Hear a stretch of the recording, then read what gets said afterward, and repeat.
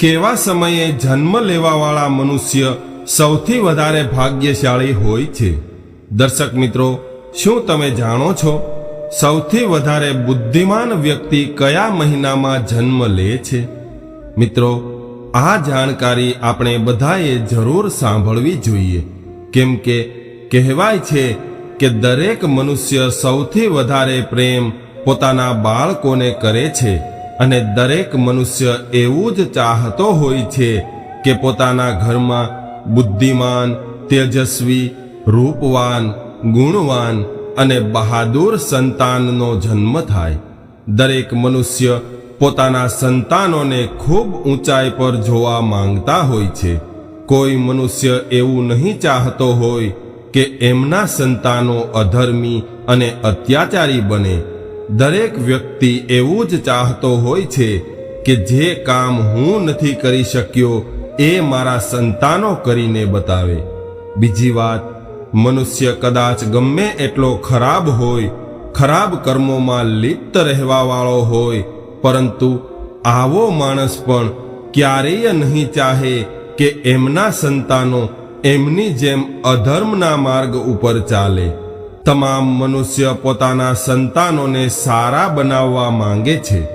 અમુક લોકો જ એવા દુષ્ટ બુદ્ધિવાળા હોય છે જે એવું ચાહતા હોય કે એમના સંતાનો અધર્મનું આચરણ કરે. આવું ક્યારેક જ જોવા મળતું હોય છે. બાકી મોટા ભાગના માતા પિતાઓ એવું જ ચાહતા હોય છે કે એમના સંતાનો સુખી થાય અને એના સુખી જીવનની કામના જ કરતા હોય છે. અને એના સંતાનો જે સુખ પ્રાપ્ત કરે એ ઈમાનદારીથી કાર્ય કરીને જ પ્રાપ્ત કરવું જોઈએ એવું જ ચાહતા હોય છે. હવે સવાલ એ છે કે આવા સદ્ગુણોવાળા સંતાનો કેવી રીતે પ્રાપ્ત થાય, જે મા બાપની આશાઓ ઉપર ખરા ઉતરે, મા બાપના સપનાઓને સાકાર કરીને બતાવે અને સત્યના માર્ગ ઉપર ચાલીને જ જીવન નિર્વાહ કરે. મા બાપને એવું શું કરવું જોઈએ જેનાથી એના ઘરમાં સદ્ગુણી અને બુદ્ધિમાન અને ભાગ્યશાળી સંતાન પ્રાપ્ત થાય? તો આવો આ વિડિયો ધ્યાનથી સાંભળીએ અને એ જાણવાની કોશિશ કરીએ.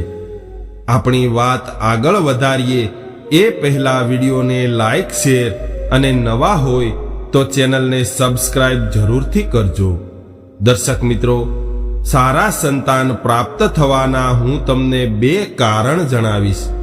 પહેલું કારણ એ છે કે આપણે જો જ્યોતિષ શાસ્ત્રનું માનીએ તો જન્મનો સમય જ એ મનુષ્ય વિશે ઘણું બધું જણાવી દે છે.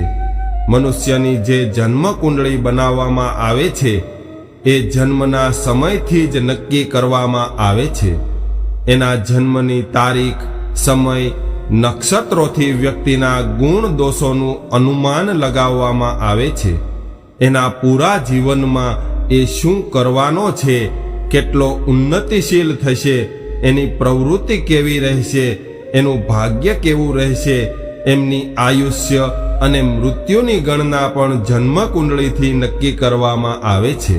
એમનું ભવિષ્ય ઉજ્જવળ થશે કે અંધારામાં ડૂબી જશે એ વાત પહેલા જ જાણી શકાય છે. મિત્રો, આ બધી વાતો વિશે જ્યોતિષ વિદ્યા દ્વારા જાણવું એ ખૂબ સામાન્ય વાત છે કે કયા મહિનામાં જન્મ લેવાવાળા બાળકો બુદ્ધિમાન અને ભાગ્યશાળી હોય છે. મિત્રો, આ વાતમાં પણ કોઈ સંદેહ નથી કે આપણે જેવા કર્મ કરીએ છીએ એનું પરિણામ પણ આપણને આપણા કર્મો અનુસાર જ જોવા મળે છે. કદાચ આપણે સારા કર્મો કરીએ છીએ, સત્ય માર્ગ પર ચાલીએ છીએ, તો વિધાતા આપણને એનું સારું ફળ જ આપે છે. ખરાબ કર્મોનું પરિણામ આપણને દુઃખોના રૂપમાં, જેવી રીતે દુષ્ટ અને મૂર્ખ પત્ની, પુત્ર, ભાઈ બંધુઓના રૂપમાં જોવા મળે છે, જે આપણા જીવનમાં આપણને હંમેશા દુઃખ દેતા રહે છે. દર્શક મિત્રો, સારા મોળા કર્મોનું પરિણામ આપણા પાછલા જન્મથી પણ જોડાયેલું હોય છે અને આ જન્મના જ પૂર્વમાં કરેલા કર્મોથી પણ જોડાયેલું હોય છે. જેવી રીતે કે આપણે બાળપણમાં કોઈ આંબાનો છોડ રોપી દીધો અને ત્યારબાદ આપણે ભૂલી ગયા. હવે તે છોડ ધીરે ધીરે મોટો થવા લાગ્યો અને 10-20 વર્ષો બાદ જ્યારે એ પૂર્ણ રૂપથી વૃક્ષમાં બદલી ગયો એટલે એમાં ફળ આવવાનું શરૂ થયું અને ત્યારબાદ એ ફળ ખાઈને આપણને પરમ આનંદ આવ્યો. હવે જરા વિચારો, જે છોડ તમે જાણતા અજાણતા રમતા રમતા રોપી દીધો હતો, એણે એનો સમય આવવા પર આપણા કર્મનું ફળ પોતાના મીઠા ફળો દ્વારા આપી દીધું. જરા વિચારો કે એ સમયે આપણે બાવળનો છોડ રોપી દેતા તો મોટો થઈને એ બાવળ તો આપણને દુઃખરૂપી કાંટા સિવાય કંઈ આપવાનો ન હતો. એટલા માટે કહેવાય છે કે સુખ અને દુઃખ, સારા ખરાબ સંતાનો મનુષ્યના સ્વયંના કર્મોની ઉપજ છે, જે સમય સમય પર આપણને મળતા રહે છે. તમે ઘણીવાર જોયું હશે કે કોઈ વ્યક્તિ ખૂબ અમીર ઘરમાં જન્મ લે છે અને કોઈ ગરીબના ઝૂંપડામાં. અમીરના ઘરમાં જન્મ લેવાવાળા બાળકનું જીવન તમામ સુખ સુવિધાઓથી ભરેલું હોય છે અને ગરીબનું જીવન દુઃખ અને યાતનાઓની ભઠ્ઠીમાં બળતું રહે છે. જીવનભર એમને દુઃખો સાથે રહેવું પડે છે. કોઈ એક ટંકના ભોજન માટે સંઘર્ષ કરવો પડે છે, તો કોઈ અડધા વસ્ત્ર અથવા ફાટેલા તૂટેલા વસ્ત્રો પહેરવા માટે મજબૂર છે. કોઈ તો ખુદ ભૂખ્યા રહીને પોતાના સંતાનોને ભોજન ખવડાવી રહ્યા છે. કોઈ બીમાર છે, ધન ન હોવાના કારણે ઈલાજ કરાવ્યા વગર જ મૃત્યુ પામે છે. એમનું જીવન દુઃખોથી ભરેલું રહે છે. મિત્રો, એક વિચાર કરવાવાળી વાત એ છે કે અમીરના ઘરમાં જન્મ લેવાવાળા બાળકે હજુ સુધી કોઈ એવું કર્મ પણ નથી કર્યું કે જેનાથી એ તમામ સુખ ભોગવવાનો અધિકારી હોય, તો પણ તે ખૂબ સુખી જીવન જીવે છે. અને એક ગરીબના બાળકે જન્મ લીધા બાદ એવું કયું મોટું પાપ કરી દીધું કે એને જન્મતા જ દુઃખોનો સામનો કરવો પડે છે? આવું કેમ થાય છે? કેમ એક બાળક જન્મ લેતા જ સુખ ભોગવવા લાગે છે અને બીજો બાળક જન્મ લેતા જ દુઃખ દર્દ ભોગવવા મજબૂર થાય છે? મિત્રો, આ બધી આપણા કર્મોની ખેતી છે, જે આપણે પૂર્વમાં કરી ચૂક્યા છીએ. એના જ પરિણામ સ્વરૂપે આપણે જન્મ લેતા જ સુખ અથવા દુઃખનો સામનો કરવો પડે છે. પાછલા જન્મના કર્મો અનુસાર જ આપણને સુખ અને દુઃખ પ્રાપ્ત થાય છે. જે બાળકે અમીર ઘરમાં જન્મ લીધો છે, એમણે તેમના પાછલા જન્મમાં કોઈને કોઈ સારા કર્મો જરૂર કર્યા હશે, અને જેમણે ગરીબ ઘરમાં જન્મ લીધો છે, એના પૂર્વ જન્મમાં સારા કર્મો નહીં રહ્યા હોય.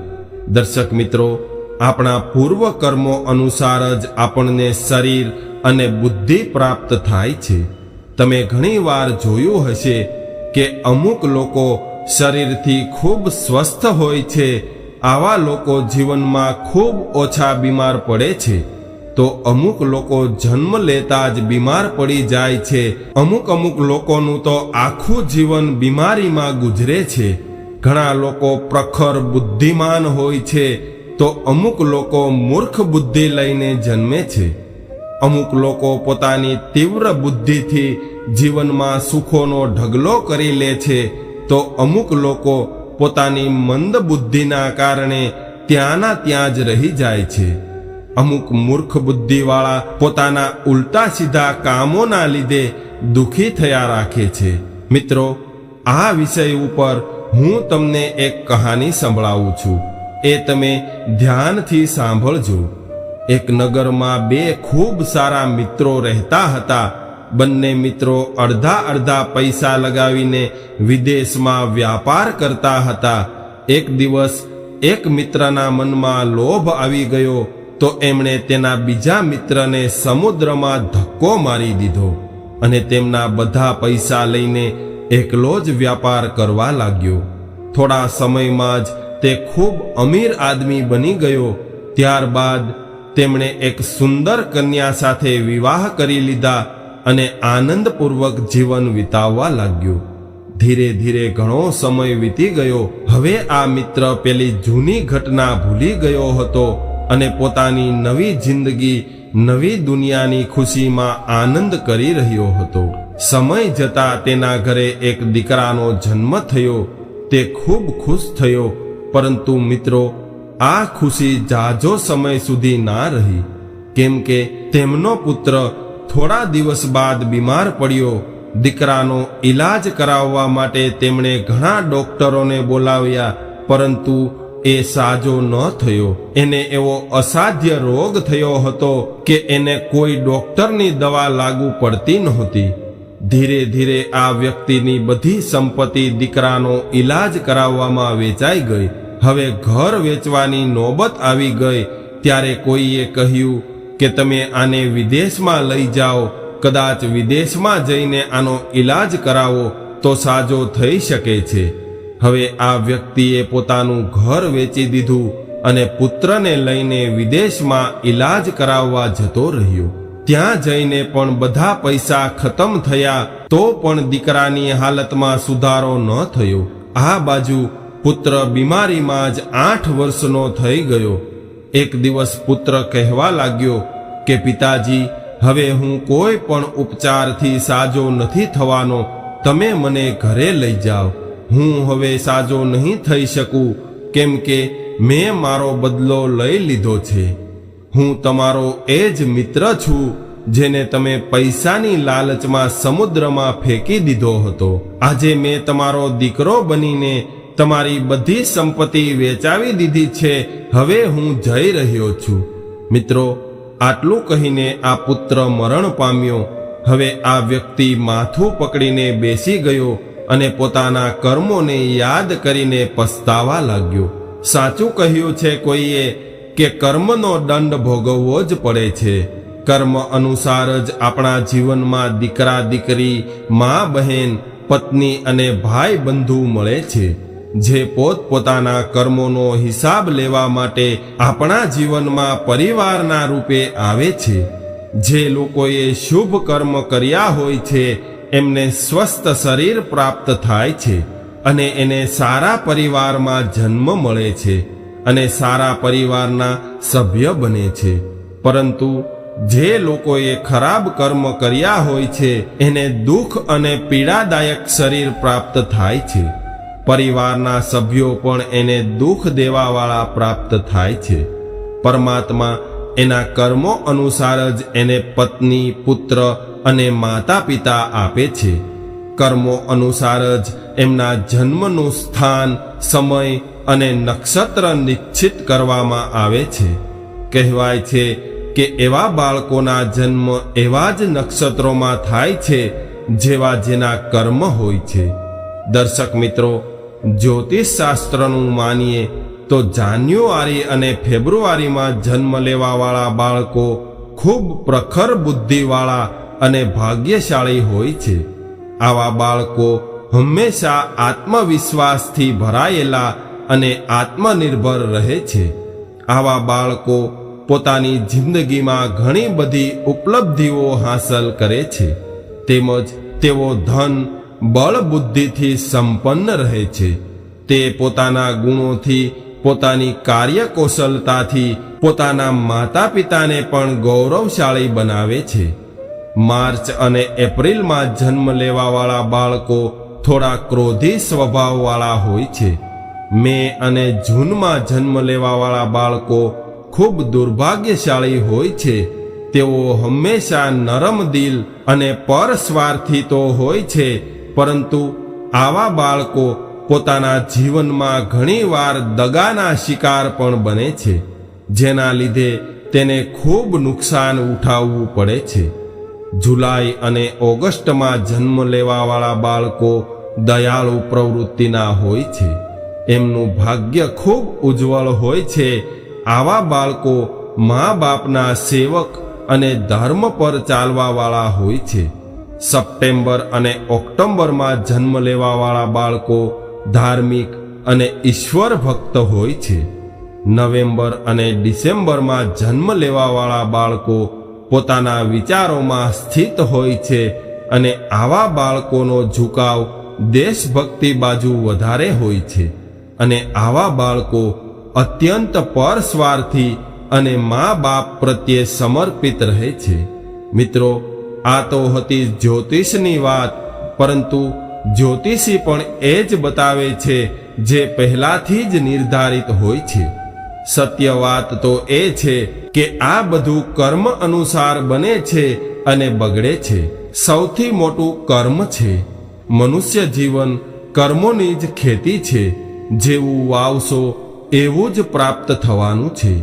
મિત્રો, આ કહાની તમને કેવી લાગી કોમેન્ટમાં જણાવજો અને પસંદ આવી હોય તો વિડીયોને લાઈક, શેર અને નવા હોય તો ચેનલને સબસ્ક્રાઇબ કરવાનું ભૂલતા નહીં. જય શ્રી કૃષ્ણ.